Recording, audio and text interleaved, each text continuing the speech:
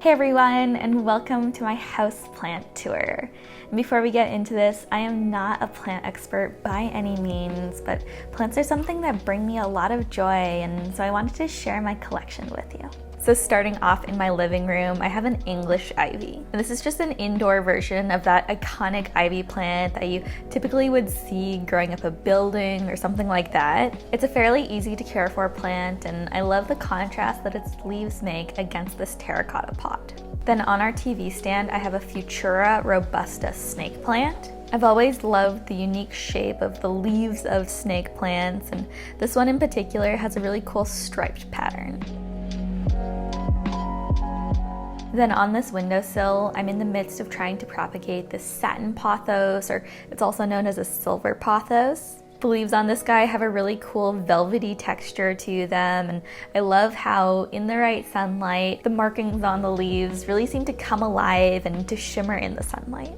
Then on the other side of our TV stand, I have this cute little Palea plant. This is one of two Palea plants I have, both of which have been thriving ever since we moved, and I feel like this one in particular is always spreading new leaves. Then on our floating shelves, I have this golden pothos whose leaves have this really cool marbled look to them. On the second shelf, I also have a few more Satin Pothos cuttings, which are growing in this really cool propagation tube cradle. And then on the other side of that shelf, I also have a ZZ plant, which thrives in low light conditions and requires very minimal care. So those are all the plants in my living room, but let's now look at the plants I have in my dining room and kitchen.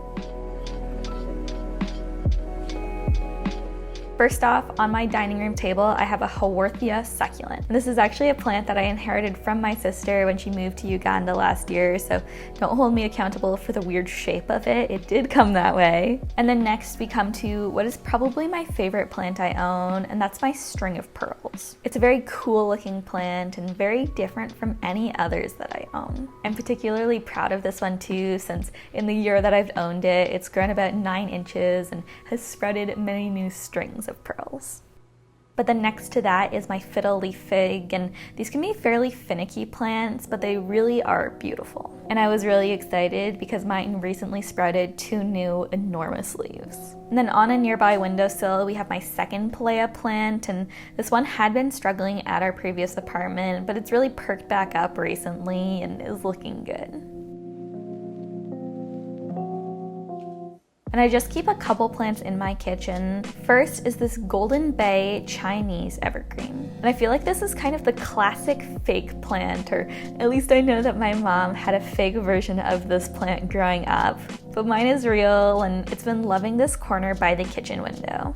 And then by our kitchen window, I have a second Calathea succulent. Honestly, I find that it does best when I just forget that it exists. So those are all the plants in our main living area, but moving on to our bedroom, I have another pothos, and this one was actually a cutting from one of my mother-in-law's plants, and I'm pretty sure it's a green jade pothos, but correct me if I'm wrong. Then in the corner of our room, I have another snake plant, and this is actually the oldest plant that I have. But then on the other side of my room, I have another favorite, and that's my rubber plant. I'm a big fan of its dark purple-green leaves, and they have a really unique texture to them too. And beside that is my money tree. And this is definitely the plant where I've seen the most dramatic growth. It was only about a foot tall when I got it, but now it's quickly approaching my height. Then moving to the other side of our house, in the entryway, I have a Calathea Medallion, which is a variety of prayer plant. It really has spectacular leaves and coloring. The undersides of its leaves are actually purple, but it can be a challenging plant to take care of as it has very specific watering needs. And then a more recent addition to our entryway is this white orchid, which was a gift from friends we had over. Orchids look really beautiful and tend to bloom for a couple months too, so this is a very welcome addition to our space. But then looking inside my office, definitely the most eye-catching plant in this space is my Monstera deliciosa, or Swiss cheese plant. I feel like in the past year or so, it's grown to massive proportions. This thing really is a monster. Like many of my more tropical plants though, it really loves humidity, so on top of watering it regularly, I also try to mist it frequently too. And the same thing goes for my elephant ear plant, which also requires high humidity. I always find myself most drawn to plants with interesting leaf shapes and colors, and this one is definitely no exception. And then my bookshelf is home to a couple more plants. First is this Schefflera. And this one did come to me as a gift, but it's a really fun little plant that I found easy to keep alive. One of its common names is the umbrella plant, which I find really fitting because of the fun curvature of its leaves. And then I also have an aloe vera, and this is another plant baby that came to me via my mother-in-law. She has such a green thumb, but this one in particular has always been a bit wonky and likes to grow sideways, so I just use chopsticks to prop it up. And then last but not least, Christopher has adopted our 2 cacti, and they live in his office. The taller of the 2 cacti is one of my oldest plants. I think it's almost 5 years old now, and I'm not sure the variety, but it recently developed this weird bulbous top, which I think is a bit funny.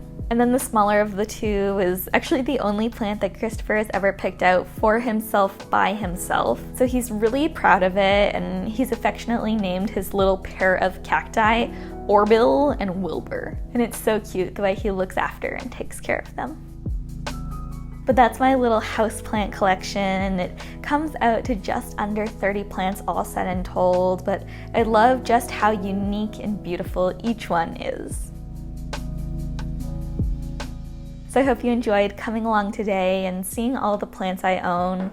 But now I want to know, what is your favorite species of houseplant? Be sure to let me know in the comments below. And if you enjoyed this video and haven't already, be sure to hit that subscribe button. And remember that if you're looking for daily inspiration and updates, you can always follow me on Instagram too. That's everything for today's video though. Thank you all so much for watching, and I'll see you in the next one.